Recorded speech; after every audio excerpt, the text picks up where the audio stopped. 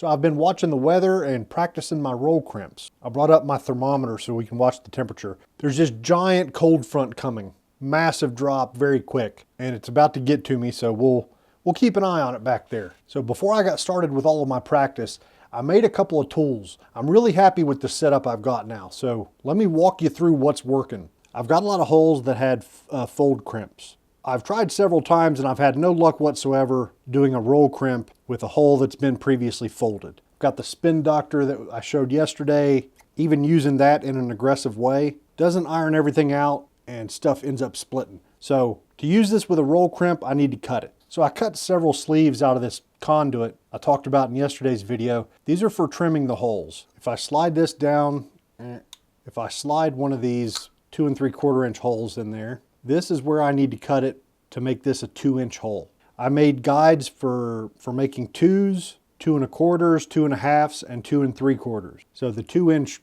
cut gets us well below the old crimp stuff, and this is kind of the safest option. Here's what it looks like in the 2 1/4. I was able to successfully crimp some shells that were cut at this length, but I had some that didn't look quite right and some that were a little bit janky just from you know, that little bit that was left. But with the 2-incher, we're cutting off plenty. Now, the manual I showed yesterday, the Ballistic Products Advantages manual, has got load data for 2s, and down here some 2 1/4.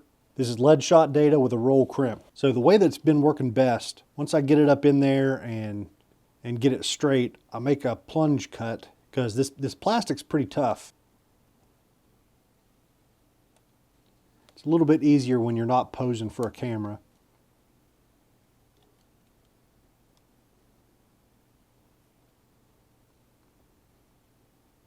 But it makes for a pretty decent cut. So now we have a 2-inch shell. It's not exactly square, and I usually end up cleaning this up a little bit later, but I think, you know, the error here is with my janky cuts on the pipe. So I might revisit this and try and make one that's a little bit better, but for the time being, it's working. Uh-oh, my power just flickered for the first time. You know what? I'm going to be in trouble. I'm probably going to lose power because the wind's supposed to blow like 50 with this cold front. Hopefully I can get this video done. So I wanted to thank Jim, who he had a couple good recommendations over the last few days. The first was that I should use my Harbor Freight chop saw to cut these holes. So I'm going to try that. Looks like it's big enough, and actually I think I've got some bigger wheels. Last thing I was doing with this was cutting holes in half, so I've got the vise oriented really weird, but I might give this a shot. And like this one closes pretty square, so I think the cut should be pretty straight. We'll give it a shot. The other thing he had mentioned was buying a 3/4 inch paper punch at Michael's craft store. I know exactly what he's talking about. I didn't know where you bought those. It's kind of obvious now that he states it, but could be really useful. You know, stuff like overshot cards. Not terribly expensive, but why not punch them yourself? Someone had mentioned that I should get a skiver, which if I grab one of these new Fiocchi hulls, I don't know if you'll be able to tell it or not, but there's a thinner part right here at the mouth of the hull. There's a little bit of a taper. So if you imagine like the spin doctor, except it's got abrasive stuff to cut a chamfer there, that is a skiver. And like new holes, you can buy them either skived or unskived. I assume that's how you say it. I'll go ahead and hit this hole with the spin doctor just to warm it up as much as anything. Because, you know, it's been, I don't know, maybe an hour since I last did one, so our crimp tool is going to be cooled down. And definitely learned that getting these tools hot, keeping them hot, is an important part of success. Somebody had mentioned using a lighter to get a little bit of heat into it. Seems like a good idea. So at that point, we're ready for our powder and our wad and our shot. So for this, I'm just going to fill the whole thing up with shot. Now I've definitely found that having this distance off is the cause of most of my bad crimps. So I ended up 3D printing a bunch of little discs in various thicknesses. And what I found was that this disc right here it's 0.3 inches. If I set this down in here, this is a perfect gauge. So this is way too much shot. So not only is this already setting high, but we still need to leave room for an overshot card. So I'm going to dump out a little bit until I get this sitting about where I want it. I think I dumped out a little bit too much. Okay, that's looking much closer. Once I put in an overshot card, that level should be pretty close. So let's go ahead and do that. Drop it right there.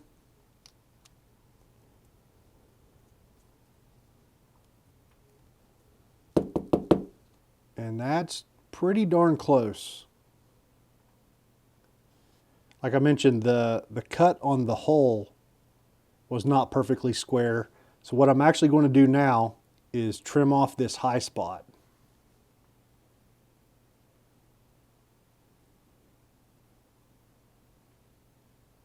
Now, this is not something you would always need to do, right? Once you got your load and your shot column and everything figured out, like, it becomes unnecessary. But I think for load development, it's going to be really helpful. Now that I know what size I need, I'm going to print some more, well, for one, in better quality, and then maybe put a little handle on top of it, or I don't know, some way to grab it. Okay, we're ready for crimp, so we need to go into the vise. So I already owned this 4-inch vise and the inline fabrication quick change plate for it and all that crap. I love it and I use it all the time. So trying to make a vise, I started out by coming up with a platform where the hole could sit, and a little scrap of 3/4 inch plywood and 1/2 inch was perfect. Like, I mean absolutely perfect, right under the jaws of the vise. So for the first prototype, I used a 2x4. I made a little countersink with a 1-inch bit, and then I cut the hole with an 11/16 bit. So it slides right down in and sits pretty flush. And at least for long holes, you've still got plenty of room to work. That came out better than I had hoped, so I switched over to some 3/4 inch plywood and tried to do basically the same thing. A little bit of a countersink there to clear the rim, and I got the size pretty close. You can see there's not a whole lot of slop there. So this sits right on top of this, like that. And I cannot believe how well it works. Like, it works better than I ever could have hoped. Just a little bit of a turn and it grabs it. And it hasn't really given me any problems with slippage, and I don't have to tighten it very much. So it's working perfect. And then when you're done, just like one turn or so, and this comes right out. So I think having the countersink there is extremely important to make it easy to get the holes in and out, because I made several. This one's a little bit tighter. I was worried, which it may still happen, like maybe this will continue to break in and the whole thing will compress or something, and it's not going to have enough room to pinch anymore. So with the other one, I went with a smaller hole, and I did not get the countersink done properly. So like, yeah, that one side is fine, but I need to chip away some wood here on this one. This one is a nightmare because the rim ends up getting locked, and it's a pain in the butt to get stuff in and out. But this set works amazing. Perfect. Love it. Yeah, a couple hundred people recommended that I definitely use my drill press, but the press I've got right now is really heavy, and it would be a huge pain in the butt to bring it up here to the attic, and leaving it up here permanently would be a pain in the butt. So I was hoping to get away with this. We can always switch to the drill press later if we need to. So let's go ahead and crimp this down in there, and then just a little twist. It's got a hold of it nicely. The crimper's cold, so I'm going to hit it with a little bit of fire for a minute. So I got a little bit of heat into it with the lighter. So let's do it. So my drill speed is going to be faster than it was in the last video. I'm going to keep the pressure pretty light until the plastic gives way and the crimper is going to drop a little bit, and I'll start feeling the pin bumping around a little bit. Once that starts happening, then I'll just increase the pressure and drop it down until I feel it bottom out. So let's see that in action.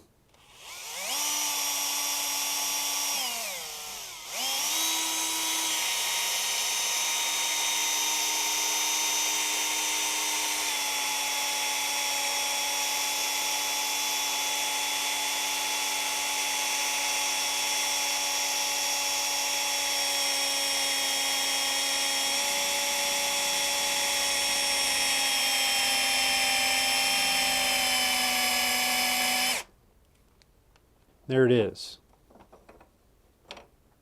Looks like I maybe didn't quite get it all the way down in a few spots. So let's hit it one more time.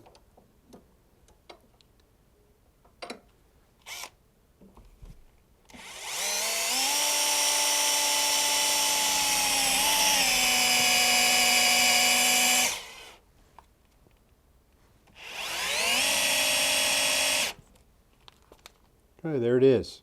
Whenever I go too hard or push too hard, that's what you see, is that line around the outside. Things just got a little bit melty, I guess. Not perfect, but probably good enough. Definitely tight. Let's do one more since the tool's hot. Everything measured out and ready to go, just like that. Tighten up the vise, and we're ready to go.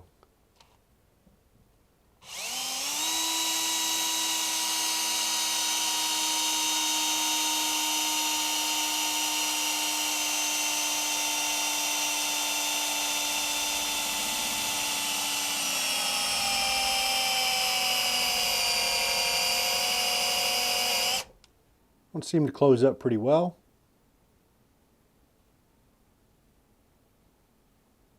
It feels put together very tightly.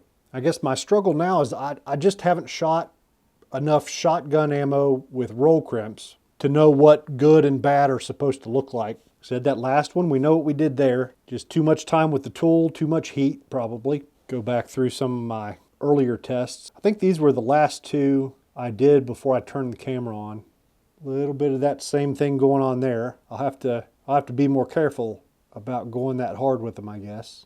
There we go. I assume that's what you're looking for, maybe. Yeah, now that I look at it, this one seems exceptionally good. Even the ribs on the hull didn't really get deformed. A lot of them, see if I can find, yeah, a lot of them were like this, where you can see the ribs kind of swoop to the left there up at the top. Maybe that's a little bit too much heat as well. But this one seems good. No deformation. Like these little imperfections, I don't know how hard it is to completely get rid of those. All of them seem to pucker a little bit here and there sometimes. Just grab a bunch more here to look with. Now, some of these were early on whenever I was testing my different spacers, you know, trying different shot column heights. And like here was one, the shot was way too high, so it wasn't able to fold over properly. And I think this is one where I intentionally had too much space and there's gaps all the way around. So maybe that is kind of what's going on here. That last little bit of gap and puckering, like maybe I'm still just a little bit too low with the shot. Like instead of 0.30, maybe a 295 or a 290 spacer would get me right where I need to be. And I assume like all of this will change at least a little bit with, you know, different hole brands and different plastic thicknesses and all that crap. Well, here's one funny thing, if I can find it. Yeah, so this is a Remington gun club. So this is a one-piece hull. You won't be able to see, but so this is a tapered hull. So whenever I cut it down, it was much thicker, or a little bit thicker, and trying to crimp that was not the least bit successful. I didn't expect it to be. I just kind of did it to see how bad it would be, and it was definitely bad. So here's a good looking crimp that I had cut off just to kind of inspect what was going on in there. And it all looks good, and that's what makes me think that, you know, some of this puckering is just unavoidable and doesn't necessarily mean a bad crimp. I don't know. You guys let me know. Let me know what you think. If my crimps are terrible, please let me know. It's been about an hour and we're down to 35. We got about 30 more to go. I think it's going to be 6 or 7 degrees by, well, 4 or 5 hours from now. So the other thing I thought of when I was moving the camera, is I need to acknowledge that maybe this puckering and uneven performance of my crimps, like this, might be fixed by using a drill press. Just the consistent alignment of the drill press might result in some more consistent crimp performance, I guess. You know, it might also relate a little bit to my, you know, my hand cut holes that aren't perfectly square. I don't really know. I'm going to be honest, I was pretty angry in that last video about how much this sucked. You know, trying to use it while holding the shell and moving around everywhere. And everybody pretty much confirmed to me that, yeah, you know, I should have got the one with 2 pins or one of them with 4 pins. And remember, I've got 2 of these stupid things. So it just felt like, yeah, these were 30 bucks a piece. So it felt like 60 bucks down the toilet. But it seems to be working okay now, you know, with the vise and the holes held securely. I'm sure it would be totally fine in a drill press, and it's even pretty good with the hand drill. So feeling a little bit better about these, but you know, if you're going to be getting into this crap, definitely get something better than the basic offering at Ballistic Products. I think Precision Reloading, theirs is 30 bucks and it's a 4 pin. So I definitely should have gone that way, but I'm feeling like I can make this work. And at the conclusion of the last video, I wasn't sure if that was going to be the case. There were some more comments I wanted to answer.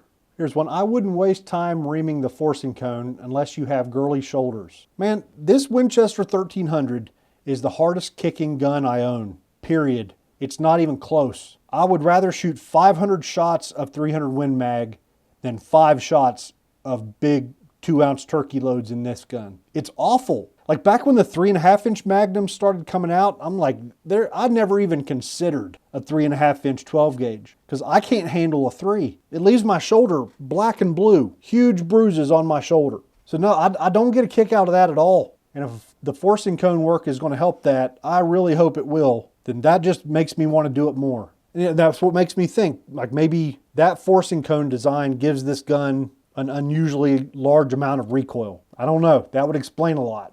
You might notice the Vaseline back here. A lot of folks mentioned that that's what they use for lube on the roll crimper. Used that today, seemed to work pretty good. I'm not sure if I fully know what's going on here. Like I didn't notice much difference between the oil and the Vaseline. And the times I've gone several crimps and forgot to add more, I didn't really notice anything. So I guess I've been, keeping everything lubed well enough with either Vaseline or the 3-in-1 oil, but I'll be on the lookout. I'm wondering if it's heat, because at one point I had like 5 or 6 holes that I was doing at the same time. And dude, that crimper got crazy hot. So maybe the lube's helping with heat transfer. So maybe the lube is keeping friction at a reasonable level so your tools don't get too hot and get especially melty maybe.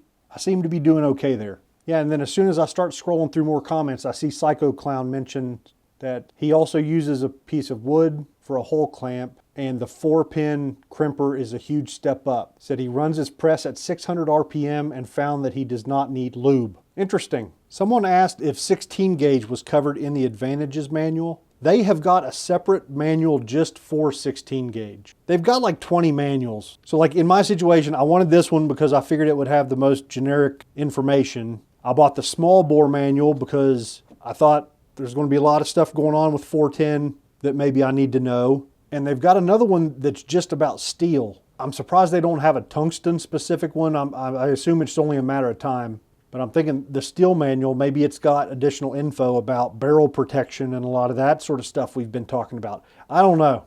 I love that they've got all these manuals, and like I said, I think they're better than the Lyman, especially if you're my sort of reloader who wants to try some weird stuff maybe. A lot more weird stuff covered in these. But like I think I mentioned before, but I just kind of found the whole thing frustrating.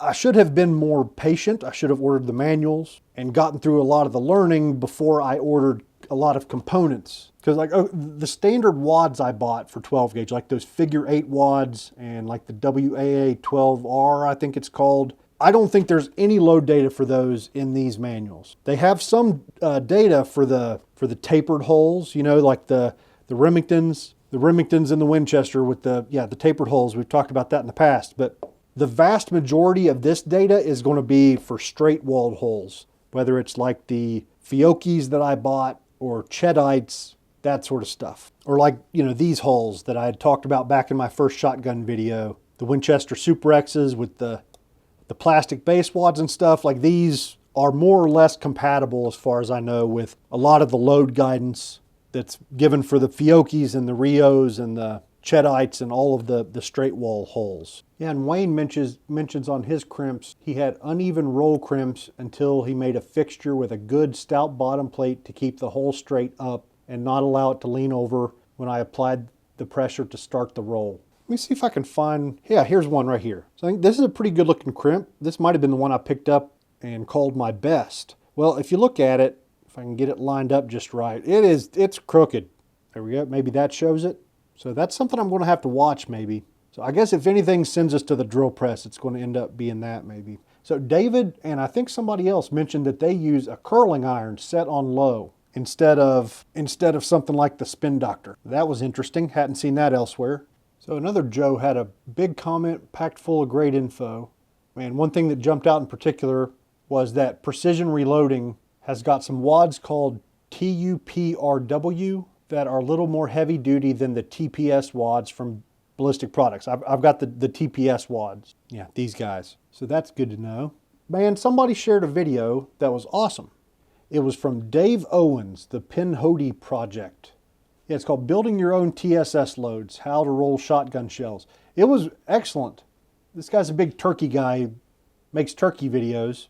and he walks through loading up his 20 gauge shells. And that video led me to another video by Jim Reiser. If you watch The Hunting Public, he's the one that does all the music for them and a bunch of other stuff. But he's also got a similar sort of video just showing how he puts together his stuff. All right, I think that's about it for today. We're down to 22 degrees outside. Haven't lost power yet, which seems like a miracle, man. That wind is whipping out there. So if this video is late, that's probably what happened, is I lost power. So the high temperature tomorrow is like, 8 or 9 degrees or something crazy like that. Might be a good day to go out and shoot. I'm not sure yet. We'll figure something out. But I'm definitely feeling like I'm in a place where I'm ready to load real shells and try some of these roll crimps in the real world. So that's it for now. See you guys tomorrow.